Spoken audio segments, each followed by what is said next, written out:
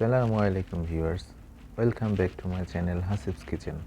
দুর্দান্ত মুখরোচক একটি অ্যাপিটাইজার রেসিপি নিয়ে আপনাদের সামনে উপস্থিত হতে পেরে আমি খুবই আনন্দিত। আজকের রেসিপি হচ্ছে ফিশ ফিঙ্গার। আমি তেলাপিয়া মাছ এভাবে ফিঙ্গার সাইজ করে কেটে নিয়েছি 10-12 টুকরা মতো। রেসিপিটা আপনাদের সঙ্গে শেয়ার করছি। সুন্দর কাটিংয়ের উপর ডিপেন্ড করবে ফিশ ফিঙ্গারের স্ট্রাকচার। ফার্স্ট অফ অল রেসিপির জন্য আমি লেমন জুস নিচ্ছি, স্বাদ মতো লবণ, আদা রসুন পেস্ট 1 চামচ, লাল মরিচের ক্র্যাশ 1 চামচ, খুব সুন্দরভাবে মিশিয়ে নিচ্ছি। এরপর আমার মাছের টুকরাগুলো ভালো মতো মিক্স করে নিচ্ছি যেন প্রত্যেকটি কোনায় কোনায় পরতে পরতে এই স্বাদগুলো সুন্দরভাবে মিশ্রিত হয়। এটিকে রেখে দেব 10 মিনিটের জন্য। এরপর 2টি ডিম নিয়ে সুন্দরভাবে ফেটে নিচ্ছি। নেক্সট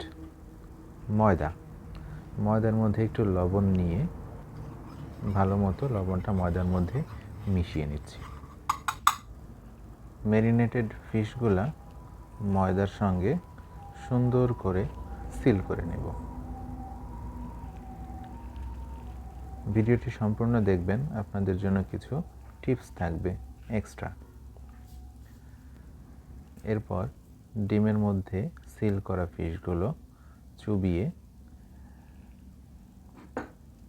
এটা ব্রেড ক্রাম্ব দিয়ে কোডিং করব।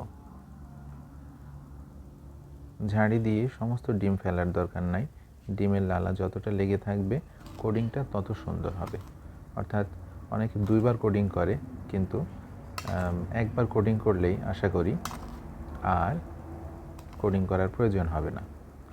একটি টিপস হচ্ছে, এই কোডিং করা ফিশগুলা যদি আপনি 1 সপ্তাহ ধরে খেতে চান, 2টা 4টা 5টা করে ভাজবেন আর খাবেন, তাহলে এইভাবে কোডিং করে ফ্রিজের মধ্যে রেখে দিন। র্যাপিং করে রাখবেন সুন্দরভাবে। নেক্সট ফিশগুলো ফ্রাই করব। আমি যথেষ্ট পরিমাণ তেল নিয়েছি। যেহেতু এটি একটি ডিপ ফ্রাই আইটেম, তাই এটিকে ডুবো তেলেই ফ্রাই করতে হবে। খুব সুন্দরভাবে কালার হতে আমার 7 মিনিট সময় লেগেছে। Now it's time to serve. Request you, এখনও যারা আমার চ্যানেলটি সাবস্ক্রাইব করেননি এখনই করে ফেলুন এবং বেল বাটনটি চাপ দিতে ভুলবেন না। Another tips, fish finger serve করা হয় টার্টার সস দিয়ে।